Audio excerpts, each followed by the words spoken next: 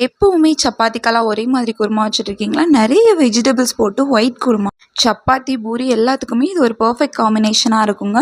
2, 3 இல்லைங்க 5 சப்பாத்தி உள்ளே போனாலும் தெரியாது. யம்மியான ஒயிட் குருமா எப்படி செய்கிறதுன்னு பார்க்கலாமா? ஒரு குக்கரில் எண்ணெய் ஊற்றிட்டு பட்டை, கிராம்பு, ஏலக்காய், கல்பாசி, சோம்பு எல்லாம் சேர்த்து வெடிக்க விட்டுறலாம். நீள் வாக்கில் கட் பண்ண வெங்காயத்தை நல்லா கோல்டன் ப்ரௌன் ஆகுற வரைக்கும் வதக்கி விட்டுக்கலாம். நெக்ஸ்ட் வெஜிடபிள்ஸில் பொடியாக கட் பண்ண கேரட், பீன்ஸ், உருளைக்கிழங்கு, பச்சை பட்டாணியான், ஒரு கீரைன பச்சை மிளகாய் சேர்த்துக்கலாம். தேவையான அளவு உப்பு சேர்த்துட்டு நல்லா கலந்து கொடுத்துக்கலாம்.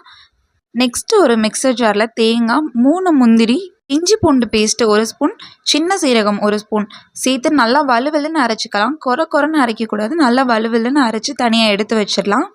வெஜிடபிள்ஸ் எல்லாம் ஆயிலே குக் ஆனது நம்ம அரைச்சி வச்சுருக்க இந்த பேஸ்ட்டை இது கூட சேர்த்துட்டு தண்ணி ஊற்றிட்டு நல்லா கலந்து கொடுத்துட்டு குக்கர் மூடி போட்டு மூடிட்டு 2 விசில் வந்ததுக்கப்புறம் ஓப்பன் பண்ணி பார்த்தீங்கன்னா நிறைய வெஜிடபிள்ஸ் எல்லாம் போட்டு ஒயிட் குருமா ரெடி.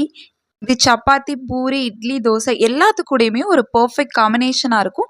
கண்டிப்பாக ட்ரை பண்ணி பாருங்கள் கியூட்டீஸ், அல்ட்டியாக இருக்கும். ட்ரை பண்ணிவிட்டு எப்படி இருந்ததுன்னு கண்டிப்பாக கமெண்ட்டில் வந்து சொல்லிட்டு போங்க. தொடர்ந்து நம்ம வீடியோ பார்க்கணும்னு நினச்சிங்கன்னா கண்டிப்பாக ஃபாலோ பண்ணிக்கோங்க.